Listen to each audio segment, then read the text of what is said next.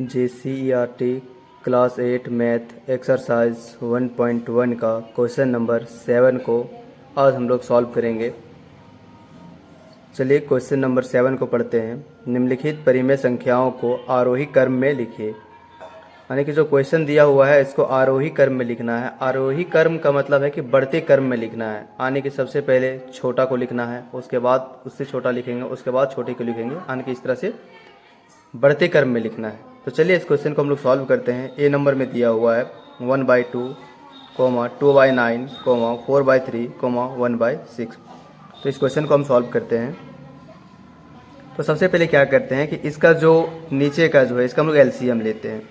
और इसका जब हम एलसीएम लेंगे तो एलसीएम मेरा आ जाएगा 18 आ जाएगा। 18 आने के बाद क्या करते हैं हम लोग, सबसे पहले इस क्वेश्चन को लिख लेते हैं। 1/2, 2/9, 4/3 और 1/6। उसके बाद क्या करेंगे हम लोग, यहाँ पे गुना का साइन देंगे, एक लाइन खींचेंगे, यहाँ पे हम इक्वल टू देंगे।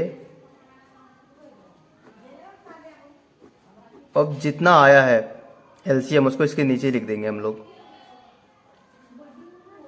अब यहाँ पे 2 का टेबल हम कितना बार पढ़े कि 18 आ जाएगा मेरा। तो हम यदि 9 बार पढ़ते तो 18 आ जाएगा। और जब नीचे हम 9 को लिखे तो इसके ऊपर भी हमको 9 लिखना होगा। और 1 और 9 को इंटू करेंगे तो मेरा 9 आ जाएगा। फिर 9 का टेबल 2 बार पढ़ेंगे, 18 आ जाएगा। फिर ऊपर भी हम 2 लिखेंगे और 2 2 जा 4 हो जाएगा। फिर 3 का टेबल यदि हम 6 बार पढ़ेंगे तो 18 आ जाएगा, इसीलिए यहाँ पे 6 हो जाएगा। और 6 का 4 से गुना करेंगे तो 24 आ जाएगा। अब यहाँ पे 6 का टेबल 3 बार पढ़ेंगे, 18 आ जाएगा। और ऊपर भी मेरा 3 हो जाएगा, 3 1 जा 3। अब देखिए इसका जो नीचे जो है सभी का 18 18 समान है। तो ऊपर हम लोग देखेंगे कि जो संख्या बड़ी होगी वह जो है इसमें से बड़ी होगा। तो हम लोग को आरोही क्रम में लिखना है कि छोटे से बड़ा लिखना है। तो इस क्वेश्चन में देखते हैं कि कौन सा छोटा है, उसके बाद हम लोग लिखेंगे इसको। चलिए, तो इसमें से सबसे छोटा मेरा 3 है। आने के यहाँ पे मेरा क्या हो जाएगा, 3/18 जो है छोटा है। उसके बाद देखेंगे उसके बाद छोटा कौन सा है मेरा, 4/18 है, 4/18। उसके बाद कौन सा छोटा है मेरा, 9/18, 9/18। उसके बाद मेरा कौन सा है, उसके बाद 24/18। अब यहाँ पे आरोही क्रम में लिख देंगे। 3/18 आने 1/6, कोमा। उसके बाद 4/18 आने के 2/9, कोमा। उसके बाद कितना है, 9/18 आने के 1/2, कोमा। 24/18 आने के 4/3 आंसर। चलिए इसी तरह से हम लोग बी नंबर के क्वेश्चन को सॉल्व करते हैं। इसके नीचे हम लोग सबसे पहले एलसीएम लेंगे और एलसीएम जब लेंगे तो इसका एलसीएम आ जाएगा मेरा 210 आ जाएगा। फिर इसी तरह क्वेश्चन को राइट कर लेंगे हम लोग। सबसे पहले 4/5 -2/7 -1/2 -1/3। फिर यहाँ गुना का साइन देंगे हम लोग, इक्वल टू देंगे। और एलसीएम जितना आया है उसको यहाँ इसके नीचे लिख देंगे हम लोग। 210 210 210 210। अब हम 5 को कितना से गुना करें कि मेरा 210 आ जाए। तो हम लोग इसको देख लेते हैं। 5 चौके 20, 0 2 42 बार। तो 42 यदि हम नीचे गुना कर रहे हैं तो 42 से हमको ऊपर भी गुना करना होगा। और जब 42 ऊपर से गुना करेंगे, 4 दूना 8, 4 चौके 16, 168 आ जाएगा। अब 7 को हम कितना से गुना करें कि मेरा 210 आ जाए, तो हमको 30 से गुना करना होगा। अब ऊपर भी हम 30 से करेंगे और 30 और -2 को गुना करेंगे तो -60 हो जाएगा। यहाँ पर भी, यहाँ पे हमको 105 से करना होगा, ऊपर भी हम 105 से करेंगे। और -1 के साथ जब 105 को गुना करेंगे तो -105 हो जाएगा। यहाँ पर 3 से अधिक गुना करेंगे तो यहाँ पे हमको करना होगा 70 से, और 70 हमको ऊपर से भी करना होगा -70। अब यहाँ पर देखेंगे जो सबसे छोटा होगा उसको सबसे पहले हम लोग लिखेंगे।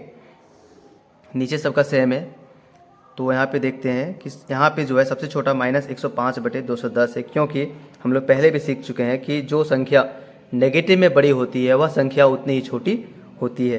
तो यहाँ पे सबसे छोटी संख्या है -105/210, कोमा। उसके बाद जो है मेरा -17/210, कोमा। उसके बाद जो है -60/210 और उसके बाद फिर है 168/210। 210, यानी कि यहाँ पे जो सबसे छोटी संख्या -105/210 है, यानी कि यहाँ पे -1/2 सबसे छोटी है। उसके बाद -17/210, यानी कि -1/3। उसके बाद -60/210, यानी कि -2/7। और उसके बाद फिर 168/210, यानी कि 4/5 आंसर। अगला क्वेश्चन हम लोग सॉल्व करेंगे सी नंबर का। नीचे वाले का सबसे पहले हम लोग एलसीएम ले लेंगे। एलसीएम लेंगे तो मेरा 48 आ जाएगा। फिर क्वेश्चन को हम लोग लिख लेंगे यहाँ पे 5/12 -7/16 11/24। फिर गुना का साइन देंगे हम लोग यहाँ पे।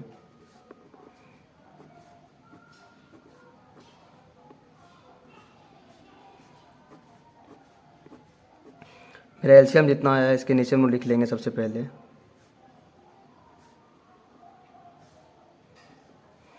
अब हम यहाँ पर 2 का टेबल कितना बार पढ़े कि मेरा 48 आ जाए, तो यहाँ पे यदि हम 12 को 12 से गुना करेंगे इसको तो 48 आ जाएगा। 12 यहाँ माइनस है, 12 दिया 36, 12 चौका 48, 4 बार 5 चौके 20 हो जाएगा।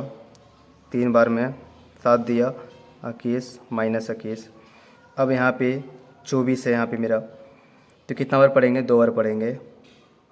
11 दूना 22 हो जाएगा। यहाँ पे -24 था मेरा यहाँ पे, तो यहाँ पे -2 से गुना करेंगे तो माइनस माइनस प्लस हो जाएगा यहाँ पे माइनस। अब यहाँ पे देखेंगे